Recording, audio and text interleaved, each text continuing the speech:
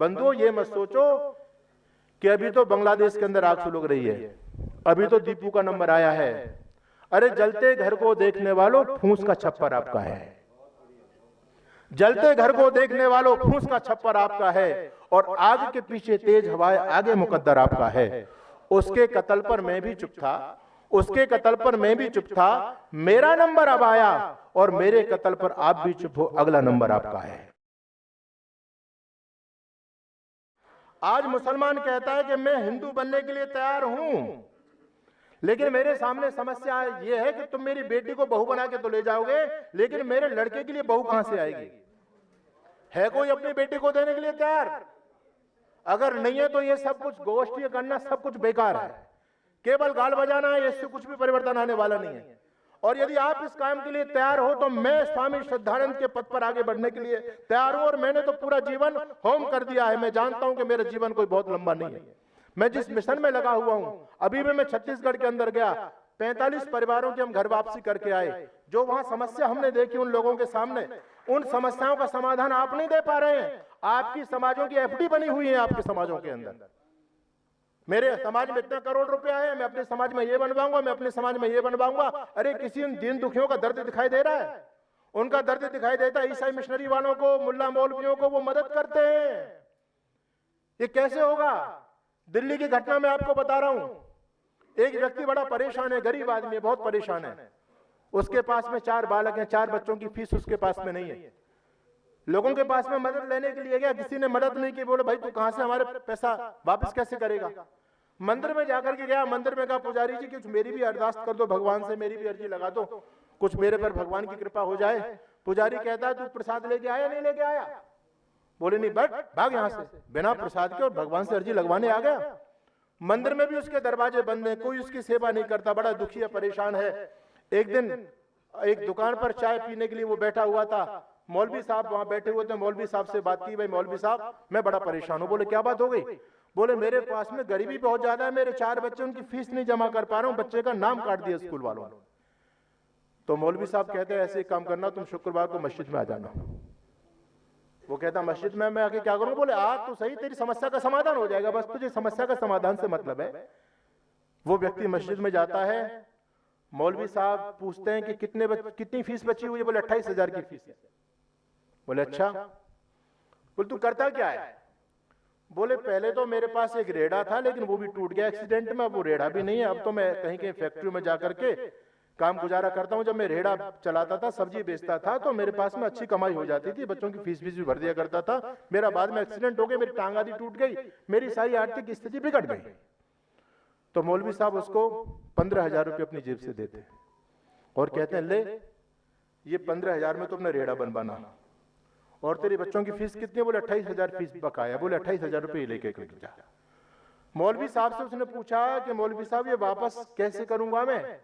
बोले वापस की चिंता मत कर, तू हर शुक्रवार को मस्जिद में आ जाया कर, और महीने में तू 500 रुपए मुझे देता चला जा।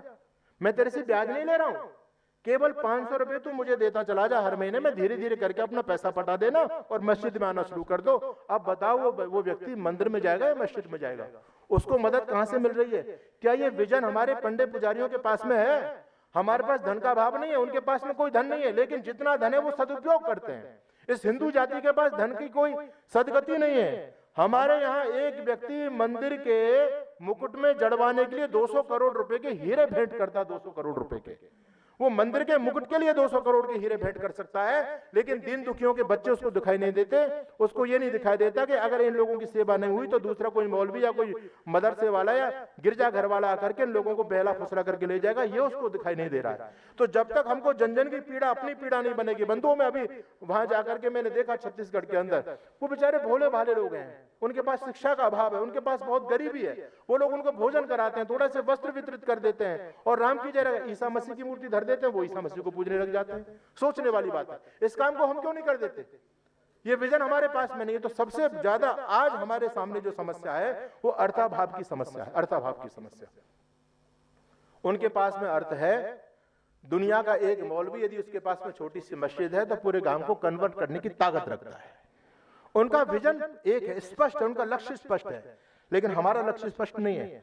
हमारे किसी गुरु के पास में धन बढ़ता है तो वो दुनिया के 7 अजूबे बनाता है। आप देख रहे हैं हरियाणा के अंदर बनाए थे ना उसने 7 अजूबे। मर्सिडीज, फरारी, ओडी गाड़ियों में लोग घूमते हैं, लेकिन उनके मुल्ला के पास धन बढ़ता है तो वो अजूबे नहीं बनाता, वो अपनी व्यक्तिगत लाइफ को रंगीली लाइफ नहीं बनाता, बल्कि उसका एक ही मिशन है, मदरसे स्थापित करना और मस्जिद स्थापित करना, अपने मिशन के लिए जीना। आज हम आर्य समाजी लोग हैं, आपको झांकना पड़ेगा कि क्या हम उसी आर्य समाज के पदचिन्हों पर चल रहे जो स्वामी श्रद्धानंद चले, हमारे पूर्वज चले। बड़े शौक से सुन रहा था जमाना हम ही सो गए दास्ता कहते कहते। हम उन भाइयों को तो वापस कहां से लेकर के आएंगे बंधुओं? तुम अपने घर की फूट को दूर कर लो पहले तो। मैंने देखा है एक गांव में 2 आर्य समाज बनी हुई है, तो जब दूसरी आर्य समाज का कार्यक्रम हो रहा है तो दूसरी आर्य समाज के लोग गांव के लोगों को रोक रहे हैं, बोले नहीं उस आर्य समाज के कार्यक्रम में मत जाना, ये शुद्धि करेंगे, ये देश को बचाएंगे। और ये समस्या बहुत ज्यादा व्यापक है, मैं नाम लेना नहीं चाहता, लेकिन मैं ऐसे महानुभावों को बहुत अच्छी तरह से जानता हूं, इस सभा के अंदर भी बैठे हुए। कहां से शुद्धि होगी? पहले अपने अंदर के अहंकार को मिटाओ, पहले वो त्याग लाओ, पंडित लेखराम जैसा, स्वामी श्रद्धानंद जैसा, तब निश्चित रूप से काम होगा। अपने स्वार्थों को तिलांजलि दे दो। मैं कहता हूं तराजू के एक पल्ले में दुनिया भर के पद पोजीशंस हो, प्रतिष्ठाएं हो, धन संपत्ति हो, और एक पल्ले में दयानंद हो। जिस दिन आपका चुनाव सिद्धांत का हो जाएगा, जिस दिन आपका चुनाव केवल दयानंद होगा, उस दिन दुनिया की कोई ताकत तुम्हें रोक नहीं सकती। लेकिन हमारे यहाँ क्या हो रहा है? आज हम दोगले लोग बन गए हैं। आज दोगले लोग, भाई अपने बता रहे थे अपने सागर जी, यहाँ तो गंगा गए गंगादास, यमुना गए यमुनादास, लोगों के चेहरा देख करके बात करते। आर्य समाज में आगे तो मूर्ति पूजा का खंडन करेंगे और दूसरे मंच पर चलेंगे तो मूर्ति को फूल भी चढ़ा देंगे। जब तक हमारी कथनी करनी में अंतर रहेगा, आज अंतर क्या हो गया? आज का व्यक्ति धूर्त बन गया है। मैं कटु शब्दों का प्रयोग कर रहा हूं। पहला व्यक्ति श्रद्धालु था, वो जैसा अंदर मानता था वैसा व्यक्तिगत जीवन में जीता था, तब आर्य समाज के प्रभाव हुआ करता था। आर्य समाज का, आर्य समाज के कार्यक्रमों को सुनकर के लोग गांव के गांव बदल जाया करते। क्यों? कि जैसा उनका खुद का जीवन होता था वही बात अंदर से निकलती थी। लेकिन आज अंदर कुछ और है और बाहर कुछ और हम दिखाने का प्रयास कर रहे हैं, उसमें परिवर्तन नहीं होगा। अंतःकरण की बात ही अंतःकरण में बैठती। जब तक वो बात आपको अंदर से नहीं है तो उस बात को कह लेंगे आप अधिकारी नहीं, और कहेंगे तो उसका समाज में प्रभाव भी कुछ नहीं हो सकता है। तो मेरा निवेदन आप लोगों से ये है, आप सभी हैं तो सभी शेर पुत्र, और याद रखना भाई सागर जी भी कह रहे थे, आदरणीय डॉक्टर राकेश जी भी कह रहे थे, इस भूल में आप लोग मत रहना कि हम लोग बढ़ रहे हैं और वो लोग घट रहे हैं। नहीं, उनकी तादाद दिन प्रतिदिन बढ़ती चली जा रही है। आज केवल उनको 1450 साल हुए और 1450 सालों में धरती पर उनके 58 देश स्थापित हो चुके हैं। और भारत देश का मैं अभी लगभग 3 दिन पहला दैनिक जागरण अखबार देख रहा था, तो दैनिक जागरण अखबार बता रहा था कि भारत देश में 8 प्रांत में हिंदू अल्पसंख्यक हो चुका है। वो लोग बहुसंख्यक हो चुके हैं, वो बढ़ रहे हैं, वो बढ़ेंगे, बहुत तेजी से बढ़ेंगे। लेकिन आपको डरने की आवश्यकता नहीं है। मैं डराने के लिए आंकड़े नहीं आपके सामने प्रस्तुत कर रहा हूं, मैं आपके लिए इसलिए प्रस्तुत करना चाहता हूं, आप शेर पुत्र हो लेकिन सोए हुए हो। जिस दिन हिंदू अंगड़ाई लेगा, जिस दिन हिंदू खड़ा होगा, क्योंकि सामने वाला क्रूर और कायर है, याद रखना, क्रूर और कायर। इनके चंगुल में यदि कोई व्यक्ति फंस जाता है तो बहुत क्रूरता पूर्वक, उसकी नृशंसता पूर्वक हत्या करते हैं। और ये कायर इतने बड़े हैं कि अगर ये किसी के चंगुल में फंस जाए तो इनको पैरों में गिरने में देर नहीं लगती। हिंदू बहुत उदारतावादी है, हमारी अति सहिष्णुता ही हमारे पतन का कारण बनी है। हम बहुत उदारतावादी हैं, कई दंगे हुए, उन्होंने हिंदुओं को मार दिया, लेकिन हिंदू समुदाय खड़ा होकर के, अभी जो मेवात में दंगा हुआ था 2 साल पहले, वह हिंदू उनका बचाव करने के लिए आ गए। सोचने की बात यह है। मैं फिर एक बात को कहता हूं, देखो भयंकर रक्तपात इस देश में होगा, भयंकर नरसंहार कहता हूं मैं, नरसंहार।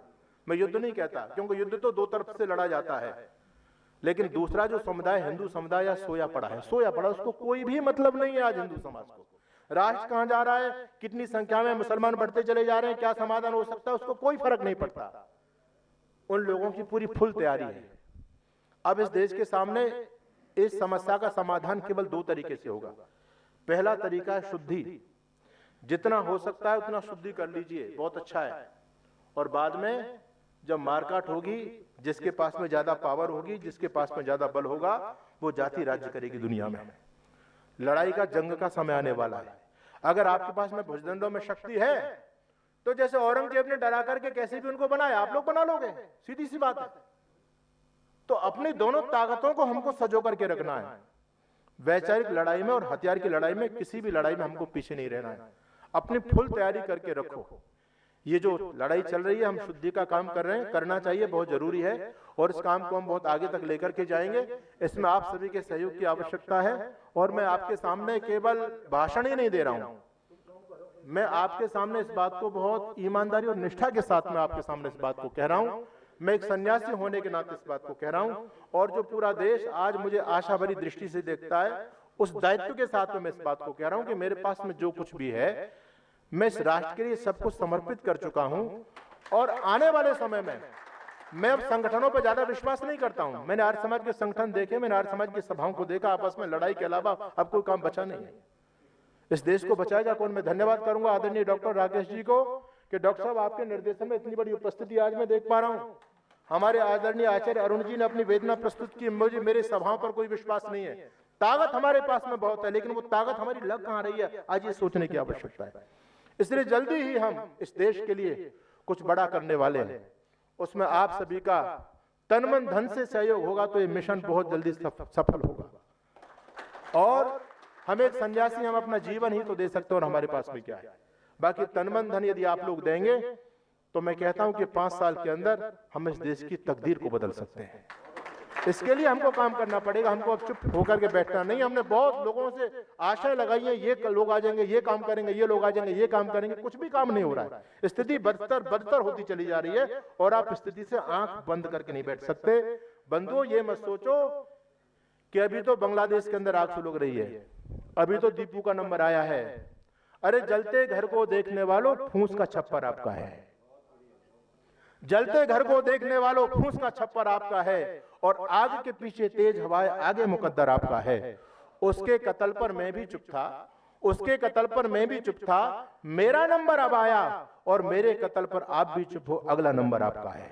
इसलिए ये पूरे देश में आग फैल रही है। बंधुओं, आप लोगों को प्रण से खड़ा होकर के और उस चुनौती का सामना करना पड़ेगा।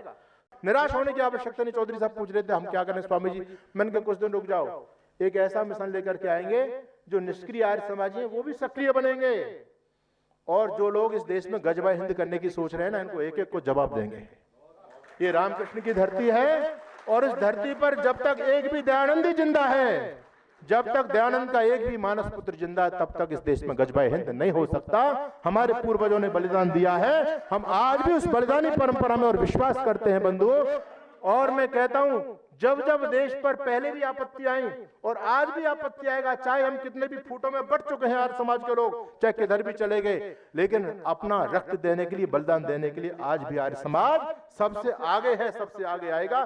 तो इस देश को किसी भी कीमत पर हम दूसरों के हाथों में नहीं जाने देंगे।